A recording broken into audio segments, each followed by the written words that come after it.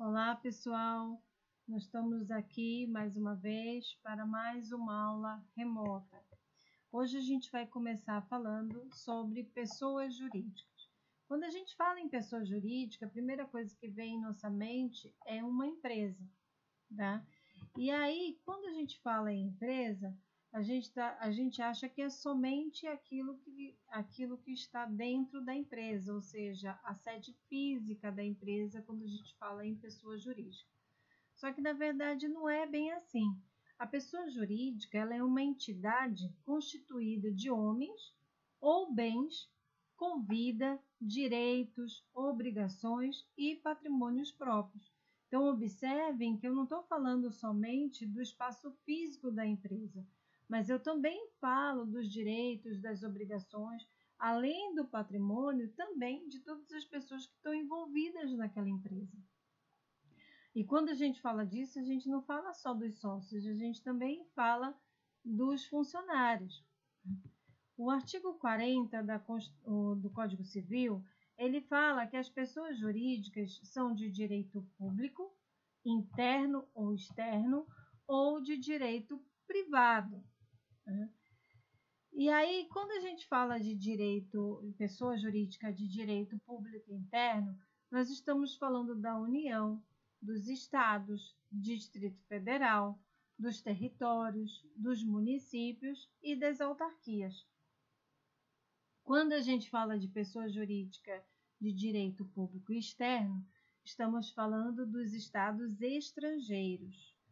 E quando falamos de pessoa jurídica de direito privado, falamos de associações, fundações, organizações religiosas, partidos políticos, sociedades e empresário individual de responsabilidade limitada, que chamamos de EIRELI. Olha só, gente, vamos falar um pouquinho de cada uma delas, né? Quando a gente fala de direito público interno, que eu falei para vocês que a gente está falando da União, dos estados, municípios, Distrito Federal, a União, que designa a nação brasileira, nas suas relações com estados federados, que a compõem, no caso nós temos 26 estados e um Distrito Federal, juntamente com os cidadãos que se encontram em seu território, logo indica uma organização política dos poderes nacionais considerada em seu conjunto. Assim, o Estado Federal seria ao mesmo tempo Estado e Federação. Os Estados Federados são regidos pela Constituição Federal e pelas leis que eles adotarem. Cada Estado federado ele possui autonomia administrativa, competência e autoridade na seara legislativa, executiva e judiciária. Eles podem decidir sobre os negócios locais. Os Estados federados eles não podem decidir referente a uma nação, mas sim sobre os negócios locais. O Distrito Federal é a capital da União, ou seja, a capital da nossa nação, a capital do nosso país. É um município equiparado ao Estado Federado por ser a sede da União. Ele tem a sua administração, autoridades próprias e leis atinentes aos serviços locais, né? Possui personalidade jurídica por ser um organismo político administrativo, constituído para a consecução de fins comuns. Então, ele é distinto, tá? Apesar dele ser a capital do nosso país, ele também tem a sua autonomia, né? Nós temos também os territórios, as autarquias territoriais, ou melhor, pessoa jurídica de direito público interno, com capacidade administrativa e de nível constitucional, ligadas à União, tendo nesta fonte de seu regime jurídico infraconstitucional e criadas mediante lei complementar. No nosso país, nós não temos mais hoje territórios, mas como a Constituição ainda fala em território, então por isso que nós temos que estudar, tá? Temos os municípios, que são legalmente constituídos, por terem peculiaridades e economia própria. A Constituição Federal dá garantia referente à sua autonomia política, ou seja, ele tem a capacidade para legislar referente aos seus negócios, tá? Ele pode legislar referente aos seus negócios particulares, por meio de suas próprias autoridades. Bom, a pessoa jurídica de direito público externo, como a gente mencionou, e tem previsão no artigo 42 do Código Civil, né, ela é regulamentada pelo direito internacional público e abrange nações estrangeiras, Santa Sé e organismos internacionais, como a ONU, a OEA, a Unesco, a FAO e dentre outras. Né? Muito bem. As pessoas jurídicas de direito privado, instituídas por iniciativa de particulares, elas têm a fundamentação no artigo 44 do Código Civil. Quando a gente fala de pessoa jurídica de direito privado, foi o que eu mencionei para vocês, as associações, fundações, organizações religiosas, partidos políticos, sociedades e empresário individual de responsabilidade limitada, que a gente considera a EIRELI, a gente vai falar de cada uma delas agora, tá? Quando a gente fala de associação, abrange um conjunto de pessoas. Essas pessoas, elas almejam fins e interesses de quem está envolvido, tá? Não de terceiros. Quando a gente fala de associação, os interesses são só dos associados. Pode ser alterado? Pode, porque esses associados ou sócios, eles podem deliberar livremente, né? Já que esse órgão não tem dirigentes, né? Ou melhor, os associados são seus próprios dirigentes. É uma organização de pessoas para fins não econômicos, tá? Embora tenha patrimônio formado com a contribuição de seus membros para a obtenção de fins culturais, econômicos, esportivos, religiosos, recreativos, morais, dentre outros. Tá? Então, ele é arrecadado dos associados um valor, mas para esses fins. Antes da vigência do Código Civil, era denominada a natureza jurídica dessas organizações como sociedades. Hoje são associações, tá? E tinha o objetivo de haver uma melhor distinção. O Código Civil, ele criou novas denominações para as pessoas jurídicas de direito privado, passando a tratar as sociedades mencionadas há pouco como associações. E as sociedades passaram a ser exclusivamente as organizações com fins econômicos, né? Então, antes era tudo sociedade, a associação era sociedade também. Hoje, não mais. Hoje, a associação é uma coisa, a associação ela não tem fins lucrativos, a finalidade dela é somente para os seus associados, e as sociedades, sim, elas têm fins econômicos, elas têm fins lucrativos. E a sociedade, ela se divide em sociedade simples e sociedade empresária.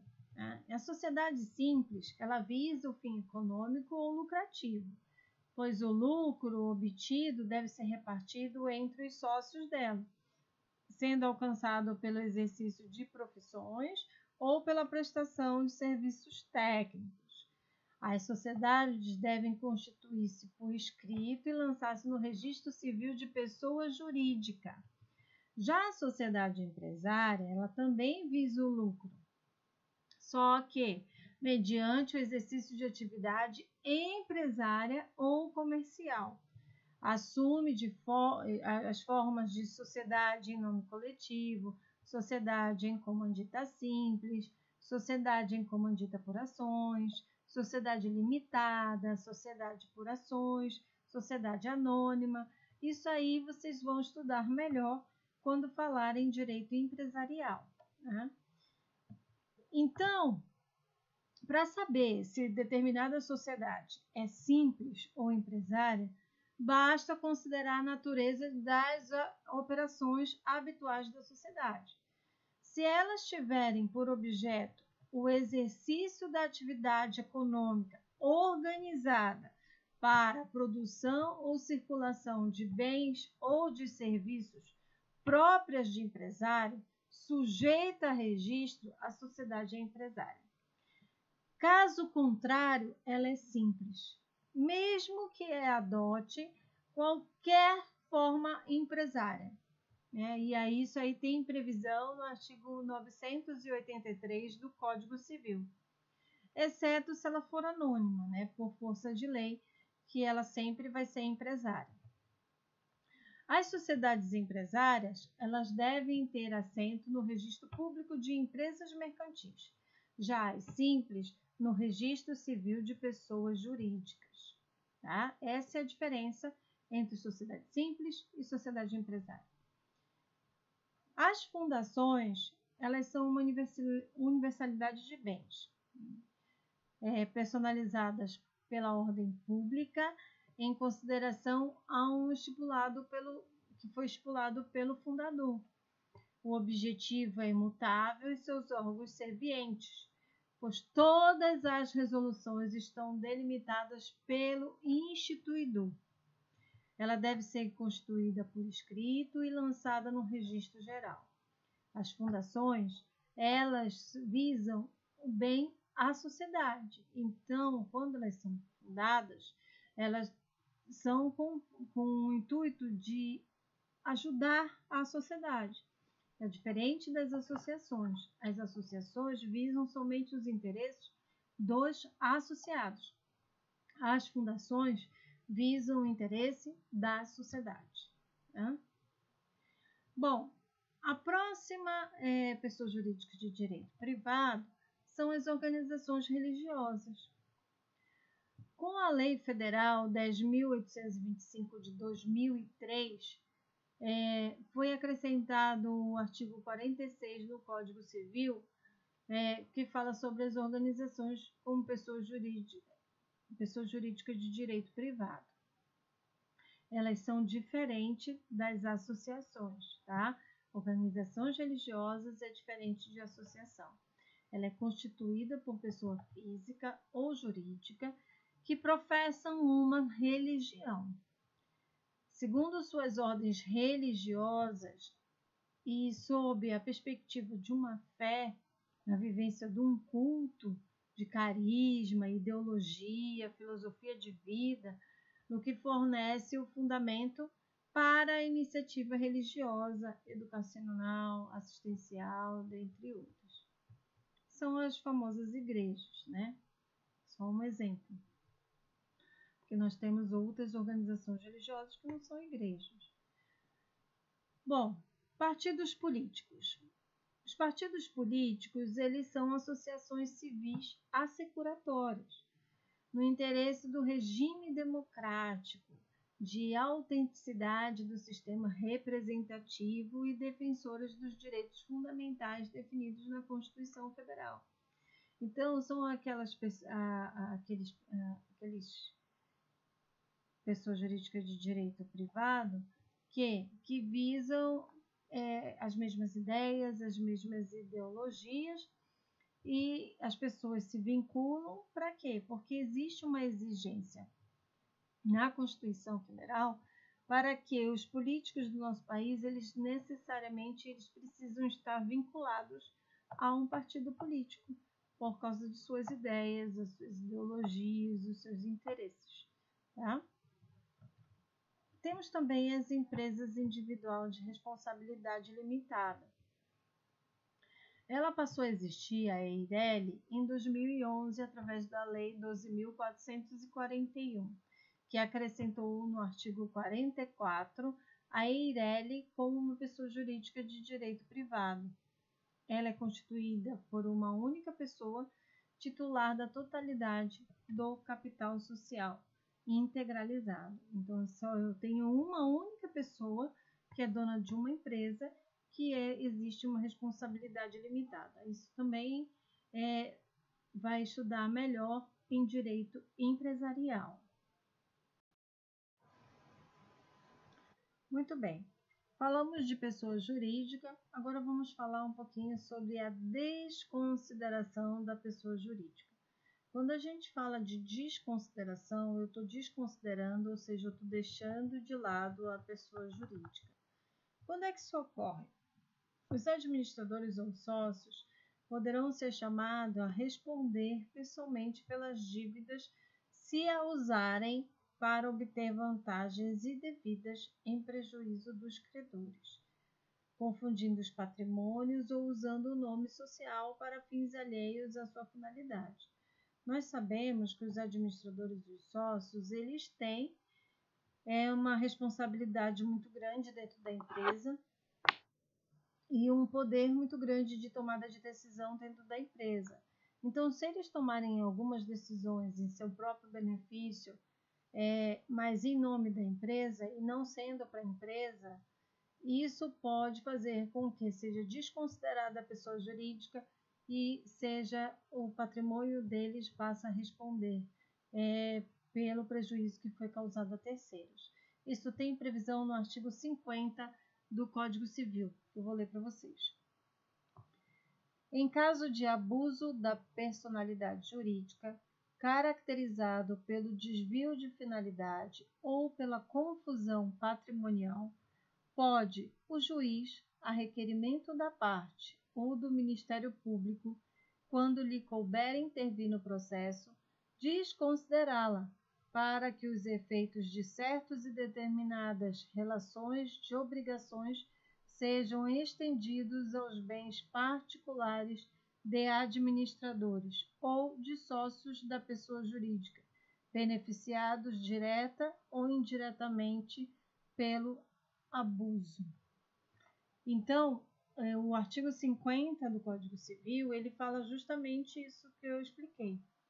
Se os administradores ou sócios se utilizarem, devido à tomada de decisão que eles têm dentro da empresa, tomar uma decisão que venha a causar prejuízo a terceiros, e na verdade essa decisão foi em seu próprio benefício e não foi em nome da empresa, mas em seu próprio benefício, e eles podem responder sim com seu próprio patrimônio.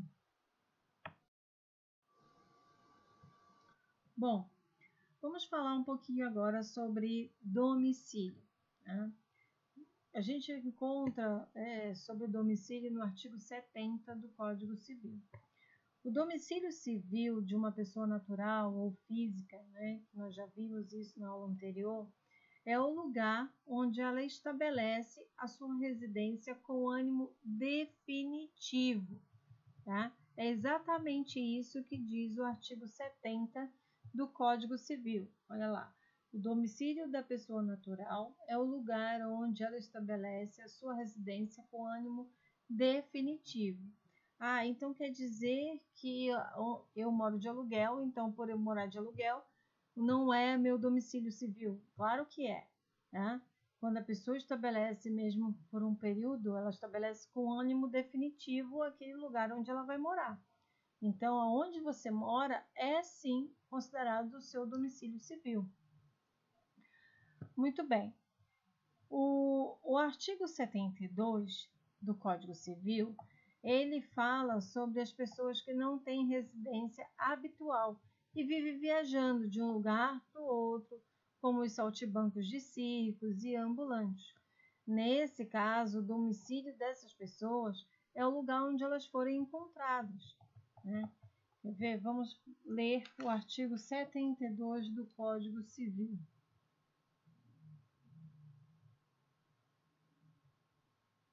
É também domicílio da pessoa natural quanto às relações concernentes à profissão, o lugar onde esta é exercida. Se a pessoa exercitar profissão em lugares diversos, cada um deles constituirá domicílio para as relações que lhe correspondem. Foi como eu falei, o exemplo dos saltimbancos de circos. O circo ele vive viajando, né? O circo ele não tem um lugar específico para ficar. Então, essas pessoas, os saltimbancos de circo, a residência delas, ou seja, o domicílio civil delas, é o local onde elas se encontram. tá? Bom, nós temos o domicílio voluntário, que é realmente onde eu estabeleço o local em que eu quero morar, tá? É onde eu estabeleço o ânimo definitivo, é o que diz o artigo 70 do Código Civil. Temos também o domicílio legal. O domicílio legal é aquele onde a lei determina que deve a pessoa morar. Como assim? Nós temos vários exemplos. O domicílio dos menores é o local onde os pais, ou seja, o seu representante legal mora, né? Onde é o domicílio do seu representante legal. Porque a lei assim determina. A lei não deixa que nenhuma criança more sozinha, né? Então, o domicílio legal do menor é o domicílio do seu representante legal. Outro exemplo, domicílio do preso. O domicílio do preso é a penitenciária, que é onde é estipulado pela lei, né? A lei determinou que ele precisava ficar preso. Então, isso é um domicílio, são exemplos de domicílio legal. Temos também domicílio ou foro de eleição. O que seria isso? Normalmente, esse tipo de expressão, foro de eleição, nós vemos em contratos. Se você pegar qualquer contrato, você vai ver que uma das últimas cláusulas que existe é o foro de eleição. Por quê? Porque todo contrato, na verdade, é um acordo entre as partes, né, que precisam ser determinadas. É um acordo entre partes. Se, por acaso, alguma das partes não cumprir com suas obrigações que foram estipuladas no contrato, o que vai acontecer? Esse contrato foi quebrado. E eu preciso fazer a discussão dessas cláusulas deste contrato em algum poder judiciário. Então, essa cláusula que vem no contrato, especificada como foro de eleição, nada mais é o local onde vai ser estipulada, onde vai ser determinado para que seja resolvido o litígio entre as partes que estabeleceram o contrato. Normalmente, só para vocês terem de exemplo, essa cláusula ela vem assim: as partes elegem o foro da comarca de São Paulo. Então, quer dizer que em São Paulo é que eu vou decidir, que eu vou entrar, procurar o Poder Judiciário e vou decidir o que eu vou entrar no Poder Judiciário, vou decidir, o Poder Judiciário vai decidir referente às cláusulas desse contrato, porque foram quebradas, tá? Bom, outro domicílio é o domicílio da pessoa jurídica de direito privado. O domicílio da pessoa jurídica de direito privado é o endereço da sede da empresa, né? Ou, quando eu falo de filiais, o domicílio da pessoa jurídica de direito privado, quando trata-se de filiais, elas continuam sendo da sede, a não ser quando essas pessoas jurídicas de direito privado, no caso das filiais, elas querem tomar algumas decisões, algumas atitudes relacionadas a ela mesma. Como assim? Digamos que uma das filiais tem a pretensão de de alugar o imóvel que está ao lado. Nesse caso, o domicílio dela é o domicílio dela mesma, onde ela se encontra. Agora, se ela for tomar qualquer atitude relacionada à empresa em si, a pessoa jurídica de direito privado, aí sim o domicílio é da sede. O artigo 75 do Código Civil, ele fala do domicílio da pessoa jurídica. Vou ler para vocês. Quanto às pessoas jurídicas, o domicílio é da União, o Distrito Federal, dos estados e territórios, as respectivas capitais, do município, o lugar onde funcione a administração municipal, das demais pessoas jurídicas, o lugar onde funcionarem as respectivas diretorias e administrações ou onde elegeram domicílio especial no seu estatuto ou atos constitutivos, que normalmente é o da sede. Este último, quando fala de pessoa jurídica de direito privado. Bom, gente, então hoje vamos ficar por aqui e até a próxima aula. Tchau!